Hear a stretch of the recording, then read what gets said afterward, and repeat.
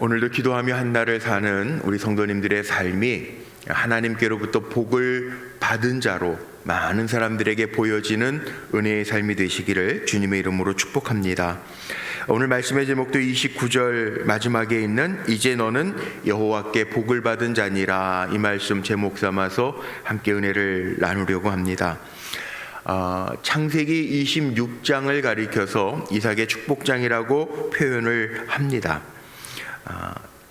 우리가 거하는 땅에서 번성하고 강성하여진즉 이삭이 복을 받은 자이므로 사람들이 당신은 하나님께 복받은 사람이다, 이렇게 인정하는 이야기가 오늘 이 창세기 26장의 이야기입니다.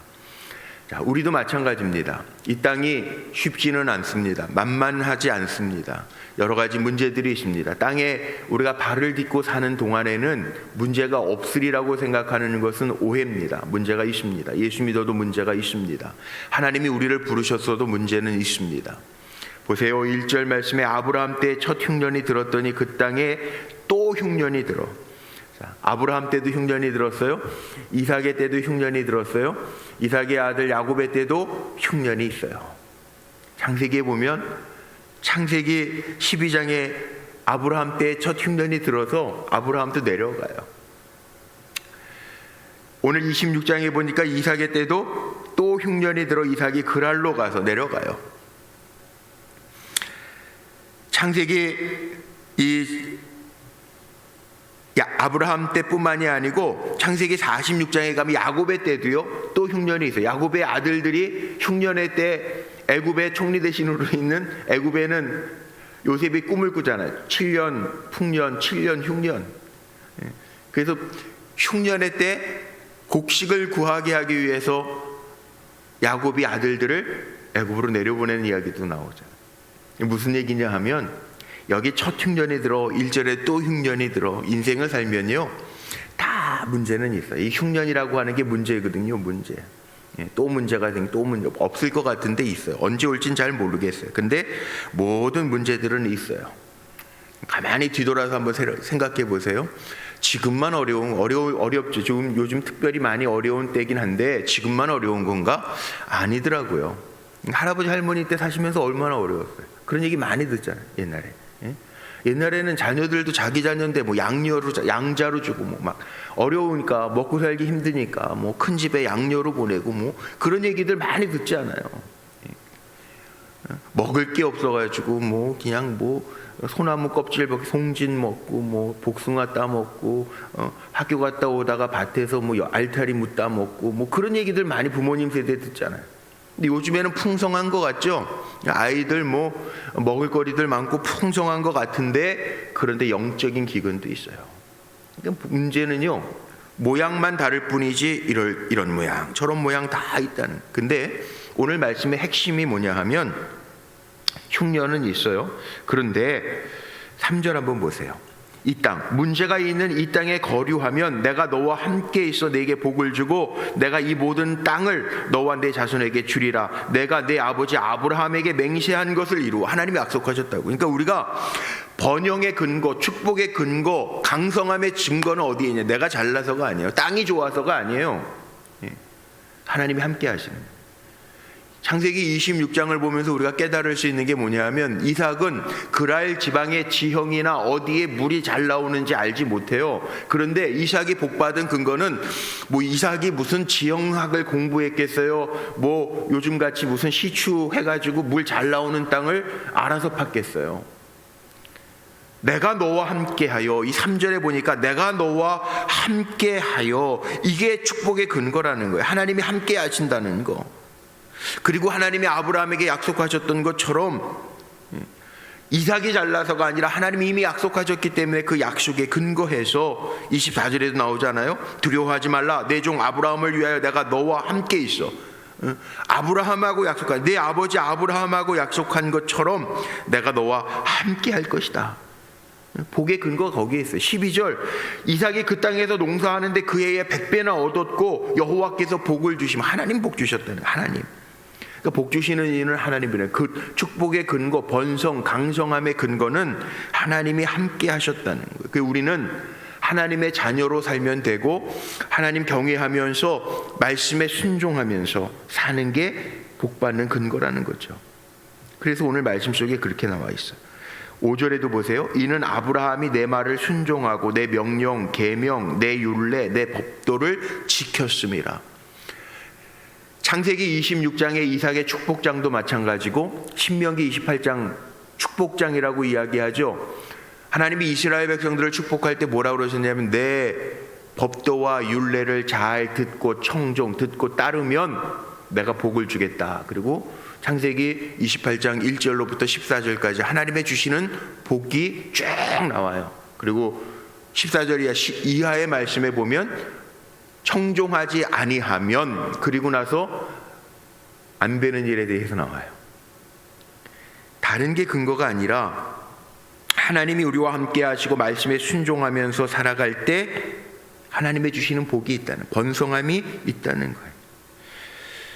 그러니까 우리는 어려움과 환난이 있어도요, 이 이야기는, 창세기 26장의 이야기는 우리가 어떻게 받아야 되냐 하면, 하나님이 지시하시는데 잘 머물러서 살면 돼요. 하나님의 울타리 안에 거하면 돼요. 이게 복이에요. 하나님의 울타리 안에 거하는 것. 그래서 6절에 보니까 이삭이 글 아래 거주하였더니, 내려가지 마라. 2절에 애굽으로 내려가지 말고 내가 네게 지시하는 땅에 거주해라. 그래서 6절에 보니까 이삭이 글 아래 거주하였더니, 거주하면 돼요. 하나님 명하신 울타리 안에 있으면 그것이 복받는 비결이에요. 그것이 번성한 비결이에요. 그런데 사람이라는 게 참, 이게 인간인데, 7절 한번 볼까요? 7절에 보면 그곳 사람들이 그의 아내에 대하여 물으매 그가 말하기를 그는 내 누이라 하였으니. 이거 어디서 많이 본 거죠? 창세기 13절 아브라함, 아버지 아브라함도 똑같이 사례가 너무 아름다우니까 내 누이라 속여요. 자기를 죽일까 두려워하여 내 아내라 두려워하였습니다. 7절에 아브라함하고 너무나도 똑같아요. 그게 참 옛말도 무시 못하는 말이 있죠. 부전, 자전. 안 가르쳐줘도 담는 것들이 있다는 거예요. 이삭도 똑같아요. 이 인간이에요. 두려움. 꽤 오래된 얘기죠. 한 25년이 벌써 넘은 얘기인가. 우리나라 그 인공위성 무궁화 1호 띄울 때 기억나십니까? 1996년 1월 겨울에 추울 때 미국자 나사 텍사스 땅에서부터 그 인공위성을 우리나라 처음 시도해서 띄워 올리는데요. 과학자들이 엄청 똑똑한 사람이에요. 과학자들 아니에요. 과학자들. 근데 어떤 일이 있었는지 아세요? 그 과학자들이 인공위성을 띄우면 분리가 잘 돼서 1차 분리, 2차 분리 막 대기권 바깥으로 넘어가면서 분리가 잘 돼서 성공해야 되는데, 그 성공을 위해서 그 과학자들이 우주 인공위성을 띄우는 그 과학자들이 그 미국 땅에서 뭐 했습니까? 바베큐 돼지 머리에다가 고사지네. 그게 인간이에요. 두려움 때문에. 아무리 똑똑 세계적인 석학들이 모여가지고 우리나라 모여가지고 인공위성 그거 발사하면서 그 한 짓이 그거예요. 요즘에도 그런 분들이 있어요.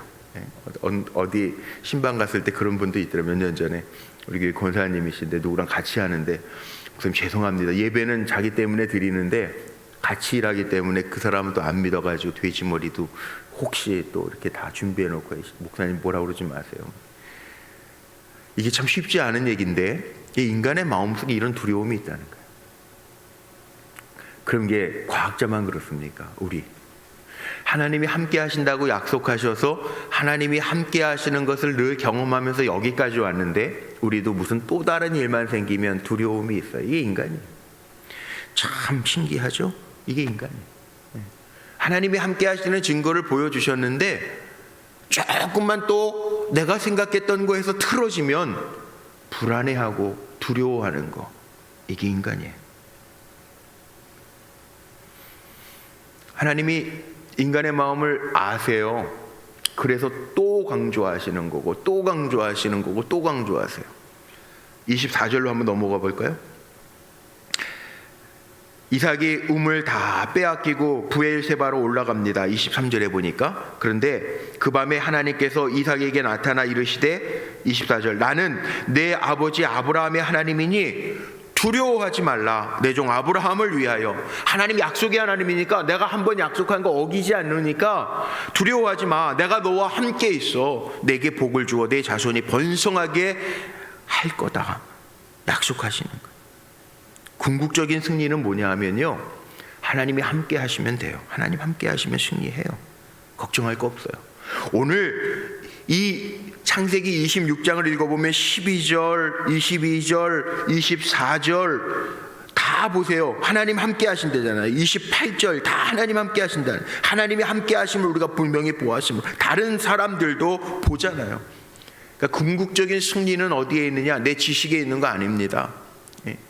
내가 가지고 있는 재산에 있는 거 아니고 내 건강에 있는 거 아닙니다. 궁극적인 승리는 하나님이 보장하시고 하나님 함께 하시면 됩니다. 그러니까 잊지 말라는 거예요. 계속 강조하는 거예요. 지형 몰라도 돼요. 지형, 그랄지형 어차피 이삭이 몰랐어요. 몰라도 돼요. 하나님 함께 하시면 파는 곳마다 우물이 나와요. 또 뺏어가요. 세상 사람들은 참 나쁜 사람들 많죠. 나쁜 사람들 많은 것 같아요. 우리 참 선하게 살아야 되는데, 선한 능력으로 선한 영향력을 끼치며 살아야 되는데 세상은 그런 사람들만 사는 게 아니더라고요. 그래도 우리는요, 악을 선으로 이기는 사람들이에요. 한번 보세요. 이삭이 그렇게 해요. 아버지 때도 다 뺏겼어요. 아버지 때에도 블레셋 사람들이 그 우물을 막 메워버리고, 나쁜 사람들 많아. 세상 살 때 좋은 사람들만 기대하지 마세요. 그 대신 우리가 기도해야 될 거예요. 하나님, 내가 만나는 사람들, 좋은 사람들 만나게 하시고, 나도 누구를 만나든지 선한 영향력을 끼치는 사람 되게 해주세요. 그렇게 기도하면서 사시기를 바라고, 이왕이면 좋은 사람 만나야 되겠지만 악한 사람 만나더라도 악을 악으로 대하려고 하지 말고 악을 선으로 한번 이겨보십시오. 보세요. 오늘 말씀해 보니까 에색, 이게 우물 이름을 20절에 보니까 에색이라고 했는데, 그랄 목자들과 이삭의 목자들이 다툽니다. 그런데 우물을 다툴 만도 하죠. 지형도 모르는 다른 지역에 타국민이 와가지고 파는 데마다 우물이 퐁퐁 터져 나오는 거예요. 하나님 함께 하심으로 다퉈요. 다툼으로 말미암아 에색이라 이름을 다퉜는데 에색이에요. 또 21절에 우물을 다른 우물을 팠어요. 에색 빼앗기고 다른 우물을 팠어요. 그랬더니 거기에서 또 다퉈, 또 뺏어가, 또 줘요. 신나라. 자기를 대적함이라. 다투다가 남 잘 되니까 거기에 다투는 것뿐만 아니라 이제 대적한다. 신나라는 이름의 뜻이 대적하다라는 거거든요. 또 줘요. 그래도 줘요. 그리고 나서 22절, 이삭이 거기서 옮겨 다른 우물을 또 팠어요. 그들이 다투지 아니하므로 그 이름을 뭐라고? 르호봇이라 지었는데, 이 르호봇이라고 하는 이름의 뜻이 뭐냐? 하나님께서, 이제는 여호와께서, 하나님께서 우리를 위하여 넓게 하셨다. 무슨 얘기인지 아세요? 하나님이 손해보는 것 같아도요, 지경을 넓혀 놓으시는 거예요. 지경을 넓혀 놓으시는 거예요. 더 나아가서 뒤에 보면은 우물 또 얻었죠. 33절 보세요. 우물을 또 얻었는데 그가 그 이름을 세바라 한지라. 그러므로 그 성 이름이 오늘까지 브엘세바더라. 우리가 물을 얻었나이다. 그 위에 나오는 것처럼 우리가 물을 얻었나이다. 세바, 뜻이 그거예요. 얻었나이다. 결국은 하나님이 얻게 하신다는 거예요. 하나님이 넓혀주신다는 거예요. 손해보는 것 같아도, 당장은 손해보는 것 같아도 하나님의 사람은 하나님이 보증하시기 때문에 넓혀주시고 하나님께서 손해보게 하지 아니하시고 얻게 하신다고요. 얻을 수 있게 하신다. 이게 진짜 복이에요. 내가 노력해서 얻은 복이 진짜 복이 아니라 하나님이 함께 하심으로 주어진 복이 진짜 복이에요. 그러니까 우리 성도님들은 하나님의 주시는 진짜 복을 누리며 승리하시기를 주님의 이름으로 축복합니다. 그런데 오늘 마지막에 보니까 단서가 또 하나 달려요. 34절, 35절이 오늘 35절로 끝났는데, 여기에 보면 이삭에게는 아들이 몇이 있었어요? 둘이죠. 우리 어제 말씀드린 야곱과 에서가 있잖아요. 그런데 이삭에게 에서라고 하는 사람, 에서 보세요. 34절. 에서가 40세 헷족 속 부에리의 딸 유딧과 헷족 속 엘론의 딸 바스맛을 아내로 맞이하였더니 그들이 이삭과 리브가의 마음에 근심이 되었더라. 저는 자식이 하나밖에 없어가지고 좀 그렇긴 한데, 자식이 있으면 그 옛 어르신들은 그냥 가지 많은 나무가 바람 잘 날이 없다 그러는데, 이렇게 보면 자녀들이 많이 있으면은 약한 자식도 분명히 있어요. 예. 저희 형제들은 5남매인데, 예. 어머니가 신경 써야 될 자식이 있더라고. 어머니 마음은 그렇잖아요. 또 약한 자식들 또 신경 쓰이고, 아버지들은 대부분 또 뭐 똑똑하고 강한 자식 같아. 남자들 특성이 그런 것 같긴 한데, 이게 잘하다 보면 물론 다 잘 돼야 되겠지만 조금 염려가 되고 불안한 자녀들이 있다는 거예요. 에서와 야곱도 마찬가지인데, 이게 또 여기에 보면은 우리 이미 보았던 것처럼 이삭도 아브라함이 뭐라고 명합니까? 가나안 땅에서 내 아들 이삭의 아내를 취하지 말고 종 엘리에셀을 멀리 보내면서 뭐라고 해요? 내 고향에서 이삭의 아내를 구해와라. 에서는 그 땅 헷족속, 가나안 족속 아니에요? 거기에서 아내들을 맞이하는데 그들이 이삭과 리브가의 마음에 근심이 되었더라. 이 얘기가 왜 축복장의 마지막에 붙어 있느냐 하면 이렇게 생각하면 될 것 같아요. 지금 축복에 대한 얘기를 제가 많이 했어요. 26장 가지고 하나님 함께 하시는 게 진짜 복입니다. 예? 악을 선으로 이깁시다. 이렇게 다 얘기했는데 왜 이게 마지막에 가서 붙어 있냐 하면 굉장히 중요한 영적인 의미가 담겨져 있습니다. 복 받는 자리에서 이탈하지 마십시오. 지금 복에 대해서 이야기했는데 에서의 이야기가 갑자기 마지막 부분에 등장하는 이유가 뭐냐 하면, 하나님의 법도와 율례와 말씀을 지키면 복되게 하시고 강성하게 하실 것이고 사람들의 눈에 하나님께로부터 너는 복받은 자입니다 알게 하실 텐데, 하나님의 법도와 율례보다는 자기의 생각과 관점으로 지금 에서가 행해요. 거기 부모의 근심이 되었다고요. 근심거리가 되는 사람들이 있다는 거예요. 하나님의 쳐놓으신 울타리 테두리를 벗어나면 하나님의 근심거리가 된다는 거예요. 그러니까 우리가 살아가면서도요, 문제는 있어요. 없을 수가 없어요. 1절에 그렇게 시작한 거예요. 흉년이 문제라는 거예요. 인간의 문제라는 거예요. 흉년이 얼마나 문제입니까? 생존의 위협의 문제죠. 그런데 하나님이 이삭에게 명하신 것은 내가 너에게 명하는 땅을 떠나지 마라. 하나님이 울타리를 지어주신 것을 떠나지 마라. 그 바깥으로 벗어나지 말라는 얘기예요. 목회하면서도요, 죄송합니다. 목회하면서도 근심이 안 되는 교인들이 있어요. 뭐 이렇게 온라인으로 예배 드리고 뭐 예배 모이지 못하고 교회 모이지 못해도 저분은 괜찮아. 저분의 심령 속에는 주님을 바라보는 눈이 있고 믿음이 있어서 내가 저분은 절대 의심하지 않고 불안하지 않아. 그런 분이 있어요. 그런데 어떤 분을 생각하면 마음이 불안한 분들이 있어요. 같은 자식인데 에서와 야곱이 달라요. 에서는 근심거리였다는 거죠. 지금 왜 그렇습니까? 하나님의 정하여 주신 테두리 울타리가 있는데 그 복의 울타리에서 벗어난 때문에 근심이 되는 거예요. 아무리 어려워도요, 삶의 자리가 아무리 힘들어도요, 때로는 세상 사람들이 우리를 건드려서 나를 손해보는 것 같게 해도요, 여기 오늘 말씀 속에 나와 있는 게 그겁니다. 하나님이 얻게 하셨더라. 하나님이 넓혀주셨더라. 흔들리지 않는 거죠. 바로 이겁니다. 축복장 밑에 붙어있는 단서. 하나님 우리를 너무나도 잘 아시기 때문에 다시 한번 확인해 주시는 거예요. 근심거리가 아니라 우리는 오늘 말씀 제가 제목 삼은 것처럼 이제 우리는 여호와께로부터 복을 받은 자라. 흔들리지 말고. 문제가 없어서가 아니에요. 문제는 또 있을 수 있어요. 앞으로 살아가면서 뭐 코로나 지나면 또 바이러스 없을까요? 있을 수 있어요. 없었으면 좋겠지만 있을 수 있어요. 뭐 바이러스만 문제예요? 또 다른 생각지도 못했던 흉년이 우리에게 올 수 있어요. 그런데 우리는 마음속에 다져야 되겠죠. 하나님의 울타리, 하나님의 테두리 안에 늘 있는 자가 복된 자다. 하나님 함께하는 자가 복된 자다. 에서처럼 자기 마음대로, 자기 좋은 대로, 자기의 욕정대로 이건 아니에요. 근심이 될 수 있어요. 신앙생활이라고 다 똑같은 신앙생활이 아니라는 거예요. 그러나 저는 목사이기 때문에 우리 불꽃교회 성도님들, 예배하고 말씀을 접하는 성도님들을 축복하기를 하나님이 정하여 주신 테두리 안에, 믿음의 테두리 안에 거하면서 이제 나는 여호와께 복받은 자라, 나도 그렇게 고백하지만 다른 사람들도 우리를 보면서 그렇게 인정해 줄 수 있는 축복의 성도들이 되시기를 주님의 이름으로 축원합니다.